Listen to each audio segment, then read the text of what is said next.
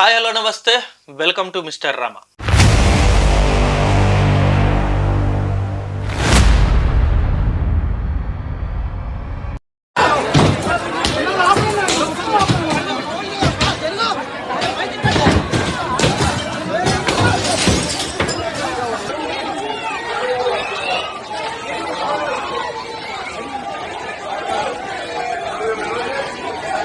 So మొత్తానికైతే ఇక ఆంధ్రప్రదేశ్ సర్వనాశనం అయిపోతుందేమో అనిపిస్తుంది. నిజంగా అంత వరెస్ట్ సిచ్యువేషన్ ఇప్పుడు ప్రస్తుతం ఏర్పడిపోయింది ఆల్రెడీ ఆంధ్రప్రదేశ్లో.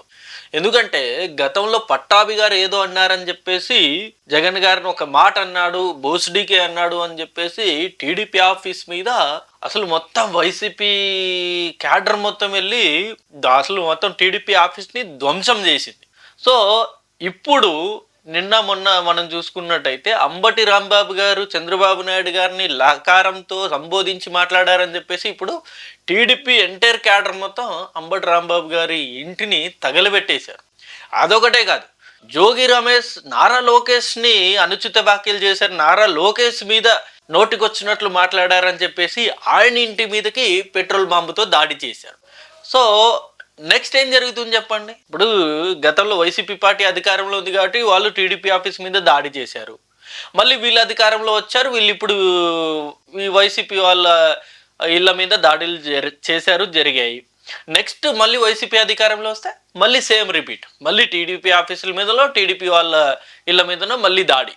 అంతే. ఇక ఈ దాడులు పర్వం, ఈ రివెంజ్ పాలిటిక్స్ అనేది అసలు ఆంధ్రాలో స్టార్ట్ అయిపోయింది. దీనికి ఫుల్ స్టాప్ ఎక్కడ పడుతుందో తెలియదు, కానీ మొత్తానికైతే అసలు ఇది ఫుల్ స్టాప్ లేని సిచ్యువేషన్ లానే కనబడుతుంది.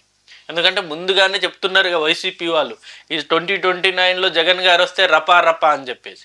సో వాళ్ళు ముందుగానే చెప్పినట్టుగా నిజంగా మళ్ళీ వైఎస్ఆర్సీపీ పార్టీ అధికారంలోకి వస్తే ఈసారి కథ వేరేలా ఉంటుంది, ఇదివరకులా ఉండదు situation. Definitely out of control అవుతుంది. టీడీపీ పార్టీ వాళ్ళు ఏం మాట్లాడాలన్నా, ఏం పోస్ట్ పెట్టినా సరే ఇంట్లోకి వెళ్ళి మరీ దాడులు చేస్తారు. అంతలా ఉంటుంది సిచ్యువేషన్ అనేది. సో అసలు ఎందుకు ఇంత సీన్ ఎందుకు క్రియేట్ అవుతుంది ఆంధ్ర రాజకీయాల్లో అనేది కంప్లీట్గా అసలు మన ఈ వీడియోలో కంప్లీట్గా డీటెయిల్గా డిస్కస్ చేద్దాం. ముందుగా మీ అభిప్రాయాన్ని కింద కామెంట్ రూపంలో డెఫినెట్గా తెలియజేయండి. ఇక వివరాల్లోకి వెళ్ళిపోతే, మొన్న అంబటి రాంబాబు గారు ఆ ఒక్క మాట గనక చెప్పి ఉండకపోతే, లా కొడుకాన్ని ఏదైతే సంబోధించాడో ఆ ఒక్క మాట చెప్పకుండా ఉంటే ఈరోజు ఈ సిచ్యువేషన్ వచ్చి ఉండేది కాదు, ఇంతలా దాడులు జరిగి ఉండేది కాదు. ఆయన ఆవేశంలోనో లేకపోతే ఇంకోటో కానీ మొత్తానికైతే సాక్షాత్ ఒక రాష్ట్ర ముఖ్యమంత్రిని ఆయన ఉద్దేశించి లా కొడుక అని చెప్పేసి మాట్లాడడం నిజంగా రాజకీయాల్లో అసలు యాక్సెప్టబులే కాదు అది. సో ఆయన మాట్లాడేసిన తర్వాత డెఫినెట్లీగా గతంలో ఎలాగైతే జగన్ గారు ఎవరో మా కార్యకర్తలకి ఎక్కడో బీపీ వస్తుంది కదా, రియాక్షన్ ఎవరో ఎక్కడో చూపిస్తారని చెప్పేసి గతంలో జగన్ గారు చెప్పారు కదా, అదే మాదిరిగా అంబటి రాంబాబు గారు అన్న తర్వాత డెఫినెట్లీ ఆ రియాక్షన్ అనేది టీడీపీ నుండి ఉంది. అది చూపించారు, వాళ్ళు చూపించాలి కూడా. అలాంటి సిచ్యువేషన్ ఏర్పడిపోయింది. ఎందుకంటే గతంలో వాళ్ళు దాడులు చేశారు, ఇప్పుడు మేము సైలెంట్గా ఉంటే మా నాయకుడిని వీళ్ళు ఇంత మాట అంటారా అంటే వీళ్ళకి ఎంత అలుసు అయిపోయింది, వీళ్ళకి అలుసు ఇవ్వబట్టే కదా వీళ్ళు ఇంతలా మాట్లాడుతున్నారు అని చెప్పేసి వీళ్ళు అటాక్ చేశారు. సో ఇప్పుడు టీడీపీ పార్టీని కూడా మనం విమర్శించడానికి లేదు. ఎందుకంటే గతంలో ఇదే జగన్ గారు పట్టాభి గారు అన్న ఒక్క మాటకి వైసీపీ క్యాడర్ మొత్తం రెచ్చిపోయి వాళ్ళ ఇంటి మీద దాడి చేశారు. అది మొత్తం రెచ్చిపోయి టీడీపీ ఆఫీస్ మీద దాడి చేశారు. దాన్ని వైసీపీలో కంప్లీట్ చాలా మంది సమర్థించారు, ఇంక్లూడింగ్ ఇప్పుడున్న అంబటి రాంబాబు గారు కూడా గతంలో టీడీపీ ఆఫీస్ మీద దాడిని సమర్థించారు. ఆయన పెట్టిన ట్వీట్ ఒక్కసారి మీకు స్క్రీన్ మీద చూపిస్తాను, మీరు ఒకసారి చూడండి. సో అంటే ఈ దాడుల సంస్కృతిని వైఎస్ఆర్సీపీ పార్టీ ఓ రకంగా ఎంకరేజ్ చేసినట్టే.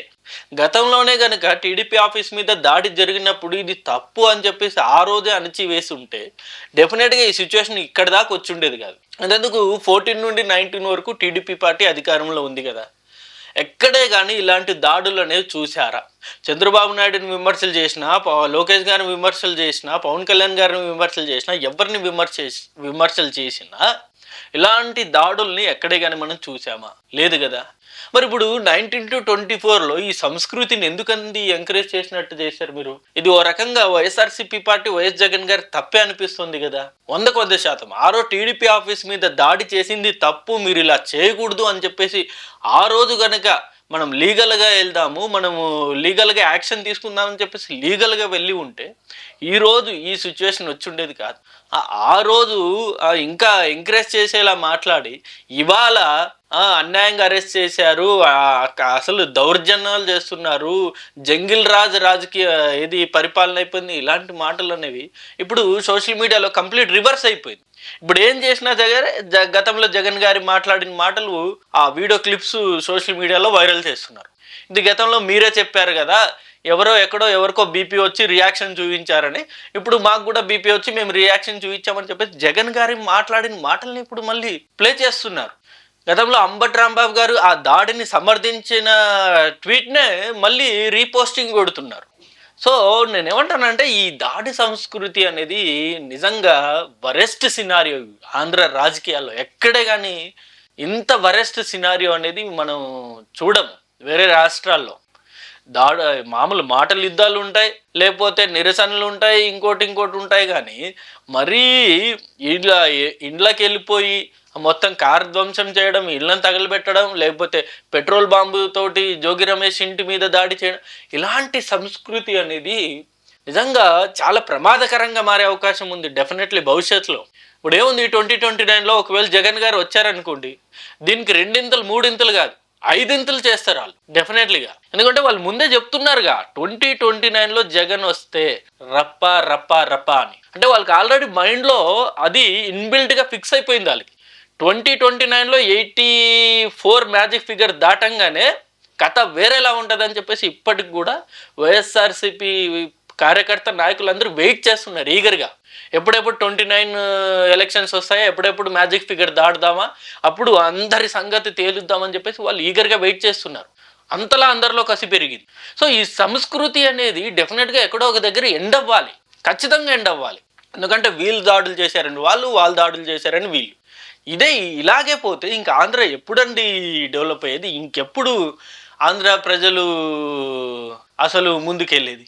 సో ఇవన్నీ పక్కన పెడితే అసలు దాడి జరిగిన అంశంలోకి ఈ కులం అని ఎందుకు తీసుకొచ్చారో నాకు అర్థం కాలేదు. కుల ప్రస్తావన అసలు నిజంగా తీసుకురావాల్సిన అవసరం లేదు. ఇక్కడ జరిగింది ఏంటి, ఆ రోజు అంబటి రాంబాబు గారు ఆ ఫ్లెక్సీని చించడానికి వెళ్ళారు.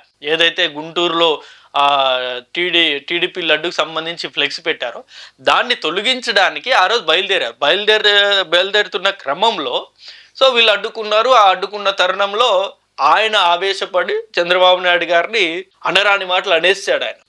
సో అది ఒక వ్యక్తి అన్న మాటలకి వర్గానికి ఎందుకండి తీసుకొస్తారు? ఇక్కడ కాపు నేత మీద దాడి అని చెప్పేసి ఎందుకు చెప్పాల్సిన అవసరం ఏముంది? ఆ రంగా గారితో పోలుస్తున్నారు అంబటి రాంబాబు గారిని. సో లెజెండరీ రంగా గారు ఇలాంటి సిచ్యువేషన్ ఎప్పుడు ఆయన చూడలేదండి. ఇలాంటి మాటలు కూడా ఆయన ఎప్పుడు మాట్లాడలేదు. అలాంటి వ్యక్తితో అంబటి రాంబాబు గారిని కంపేర్ చేయడం కూడా చాలా అంటే చాలా తప్పని చెప్పేసి సోషల్ మీడియాలో విపరీతంగా ఆ కులం నుండే వ్యతిరేకత అనేది వస్తుంది, కాపు కులం నుండే.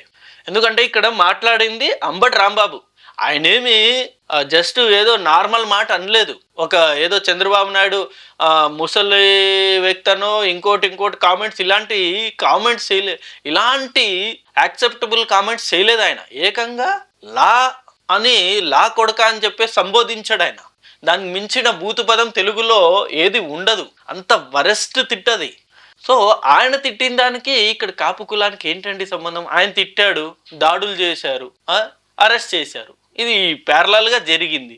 ఈ మధ్యలో కాపు కులస్తుల మీద ఈ టీడీపీ వాళ్ళు కూటమి నేతలు అరాచకం అని చెప్పేసి చెప్పడం ఎందుకు? అసలు కాపులకి ఈ దాడికి అసలు సంబంధమే లేదు కదా. ఇక్కడ వ్యక్తికి అక్కడ ఆయన తిట్టిన తిట్టుకి ఇది జరిగిన రియాక్షన్ ఇది, అంతే తప్ప అసలు ఎంటైర్ కాపు కులానికి అసలు ఆపాదించాల్సిన అవసరమే లేదు ఇది. కాకపోతే ఇక్కడ కొంత రాజకీయంగా కూడా డెఫినెట్గా ఇంక్లూడ్ చేయాలి కాబట్టి కాపు కుల నాయకుడి మీద దౌర్జన్యం, కాపు కుల నాయకుల్ని హింసిస్తున్నారు, కాపు కులాలంటే కూటమికి పడదు అని చెప్పేసి మొత్తం టార్గెట్ చేసినట్టు ఓ తెగ పోస్టులు పెడుతున్నారు. ఇదైతే 100% అయితే రాంగ్.